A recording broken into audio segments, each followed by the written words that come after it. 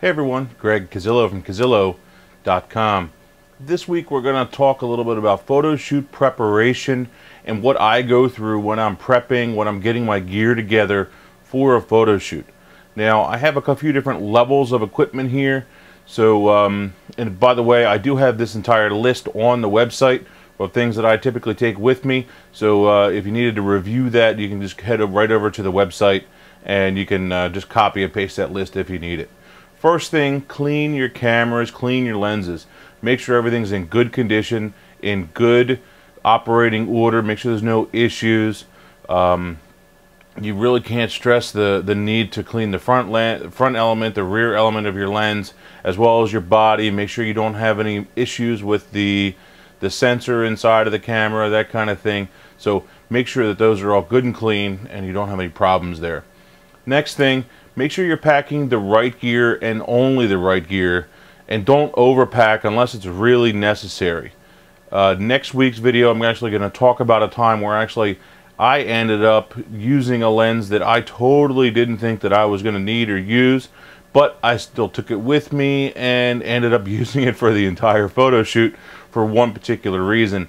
I'll leave it at that and we'll talk about it next week. So anyway, only overpack if it's really necessary. For the most part, you're probably just going to need your one bag or your two bags of major equipment, and that's probably going to be it.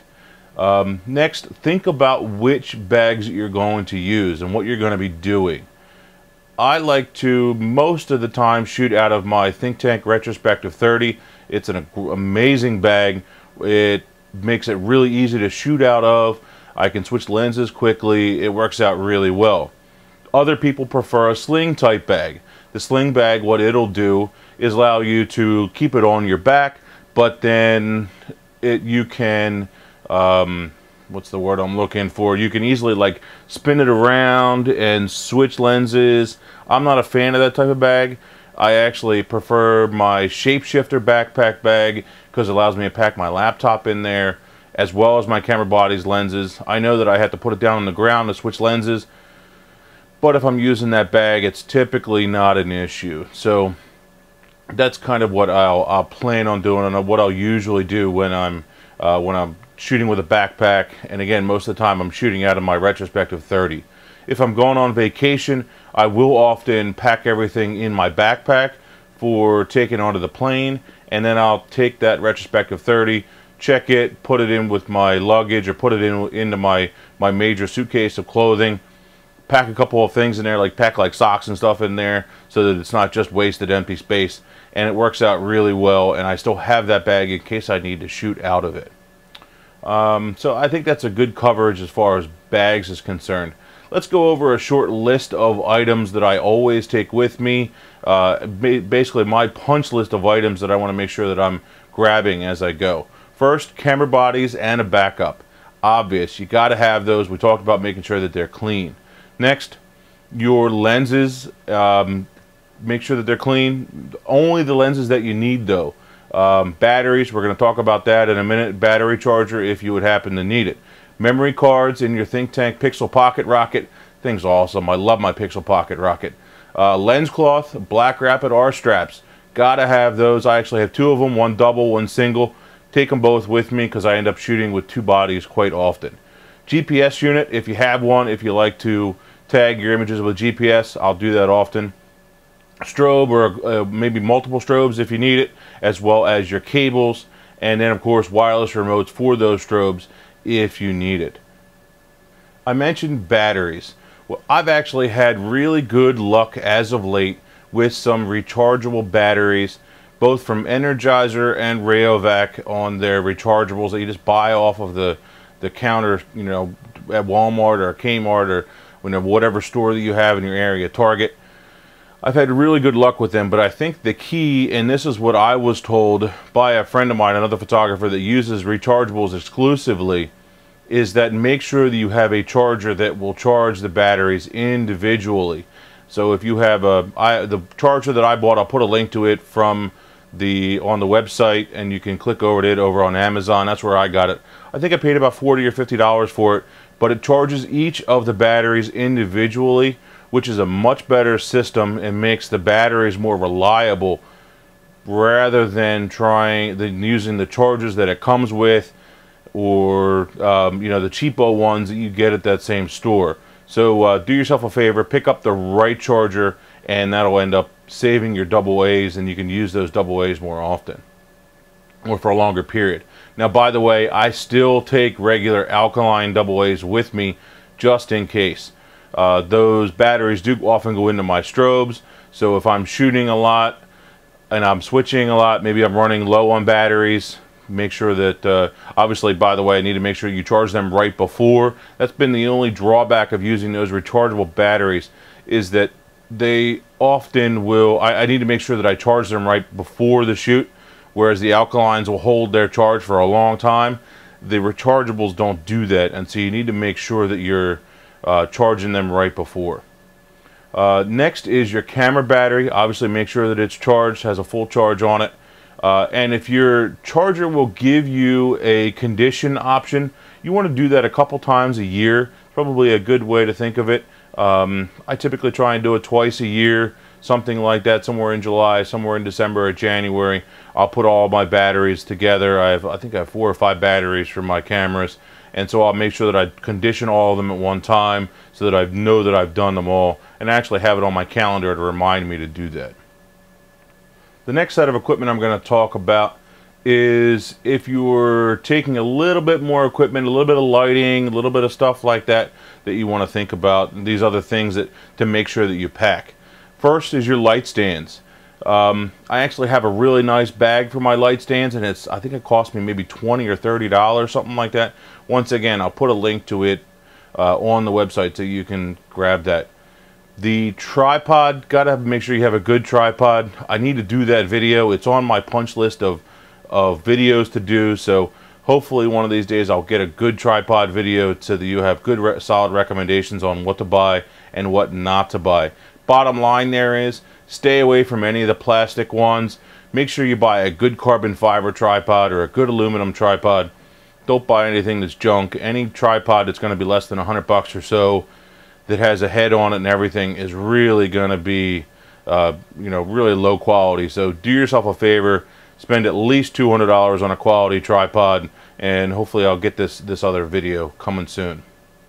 Next is your lighting kit. What goes in with those lights? You have your lights, you have your cords, you have your sync cord, your power cords, your sync cords. Maybe you need to take some reflectors, or maybe some pieces of foam core to use as reflectors. Another thing, maybe you're shooting a longer lens and you might need to take your monopod. Don't forget about it. Another thing that I take a lot with me is obviously my smartphone. I take my iPhone with me, but I take all my camera manuals, and you can download them from the manufacturer in a PDF format, and so you'll put those right on your smartphone, whether it's in iBooks, whether it's in Goodreader, which is what I use on my iPhone, or I'm sure there's plenty of apps on Android that you can do the same thing with. Bottom line there, take them with you so that you have them. You never know when you might need to refer into them and find something, look up some information, and it's much better to have it just in your pocket all the time rather than, oh, I forgot my camera manual, it's at home, or something like that. So you're better off. I mentioned power cables, extension cords, and power strips. I have a huge bag of all kinds of extension cords, probably 5 or 6 power strips that I have in there. Big bag. Don't cheap out on your extension cords. Buy decent ones, and they're going to last you a long time. I have some cheaper ones that I bought, I think maybe $8 or $10, and they have I've ended up throwing a couple of them away because I use them a lot. So, but the better quality ones, the heavier ones, have lasted, you know, 10 years. So I don't have any issues with those, and they're like brand new. So better quality always lasts longer. Next, your grip equipment. I have a big, huge bag. It's actually a tool bag from Home Depot or Lowe's or one of those kinds of stores. It's actually, or maybe it's a Craftsman type of tool bag. It's a nice heavy-duty bag that allows me to put all my grip equipment in there, and you know, it's all in one place. I can grab that bag. I know everything that I have that I might need is in there. Now, when I say grip equipment, I mean maybe we're talking all of a sudden I forget what all the stuff that's in that bag. I have my A clamps, I have my brass studs, I have my super clamps, that kind of thing. Those all go in that grip bag, so everything's in one place. I mentioned sync cords, make sure you have those. Background stands, typically you're going to have a different set of background stands, and that's what I do. I actually have a separate background stand set, so I'll take those with me. Sometimes I'll also take my, all of a sudden I forget the name, auto poles or math poles with me, which will allow me, which I talked about in my video last week. They're real nice, allow you to put a background or something right up against the wall. Works out really, really well. So of course, backgrounds, maybe your different muslin, maybe your different rolls of paper. Make sure that you have a way to hang them. Typically it's done with super clamps and your brass studs and maybe a background kit from, say, Bogan or Manfrotto, whoever it is. Make sure you're taking that with you. Soft boxes, umbrellas, grids, barn doors, gels, all things that you might need to take with you as far as lighting is concerned. Last thing I want to talk about today is if you're shooting tethered. A lot of times you will be, you might be on a photo shoot, something like that, and you want to be shooting right to your laptop so that you can show the photos to the client. Maybe it's just to make your life easier. And I actually had that example and showed you guys that when I was doing it on this week's video, Saturday's video, which actually about a 1-hour session of product photography. I shot tethered and it made my life a lot easier than going back and forth to the computer a million times with a card. So works out really well, and Lightroom does it for me. I don't even have to go and buy that the additional software from Nikon, or I don't know if the Canon comes with it or not. Maybe your camera manufacturer doesn't even have the software at all, so it's a good option. First, obviously, laptop, got to have it. Extra battery for that laptop if it comes with one. Make sure the battery is completely charged. Next, tethering cables. Take a couple of them. Do yourself a favor. Buy a couple of them. Buy a few of them. Make sure they're good, and some extensions. I use the USB ones, and so I have a nice long extension. I actually have 2 sets, so that if one goes down, there's an issue with one, I can then grab the other one. Just do yourself a favor. It's worth it to have those. Next, if you're going to be working outside, make sure you have a hood for your screen or some way of blocking your screen, so you know, blocking it from the light, because a lot of times your LCD screens might not be super bright, especially when if it's a bright day outside. So you might need to block that, or maybe even if it's just a piece of black fabric or something to hang over that screen. It can make a big difference and make it easier for you to see what's going on. Next, card reader and cable. Make sure you have those. All right. External mouse. That can save you a lot of time with that external mouse. Backup hard drives too. Got to have that backup hard drive just in case, so that you can back up your images either as the day goes on or at the end of the day, and make sure you take all of your cables that you might need for that. Another thing that I'll take often is a set of stools if I'm doing any posing or work with models, that kind of thing. I have a huge bag that I have like 10 different stools in, and it is a huge duffel bag. So I can just grab that whole bag, and I have all these different stools. Either I can use them as I'm shooting. I also have a couple of folding tables to take with me. Again, I talked about one of those and showed you one of those that I had in on Saturday's live show. Anyway, take those with you. You put your laptop on it. You have it with you, and then you know, nice place to spread out. And so it's all good equipment that you might need to take. Now, this is a lot of gear, and obviously you're not going to be taking it to every single shoot, and I don't take it to every single shoot. I would take all of that equipment if I was going to, say, a big product shoot, or you know, something along those lines, maybe a big clothing shoot, or whatever it is, you know, a larger shoot where I really need all that lighting, all that gear, the laptop, the whole 9 yards. The bottom line is be careful where you're packing it, how you're packing it. Typically what I will do is I'll put my laptop and my camera bag up on the back seat. I have a Suburban, and so I'll put them on the back seat, and then in the back of the vehicle I'll pack everything in a certain way so that it's easy to come out and then set up, and then easy to put back. So I'll put my lighting on the bottom, but I'll put my stands and that kind of thing on top of that, so that I can go and set that equipment up first with my grip equipment first, and then work with my lighting and put it in last. And so it works out better. It makes your life a little bit easier. Just that little bit of planning, just to think, okay, what of this equipment am I going to need first? All right. Lastly, know where you're going. Use your GPS, even if you think you know where you're going.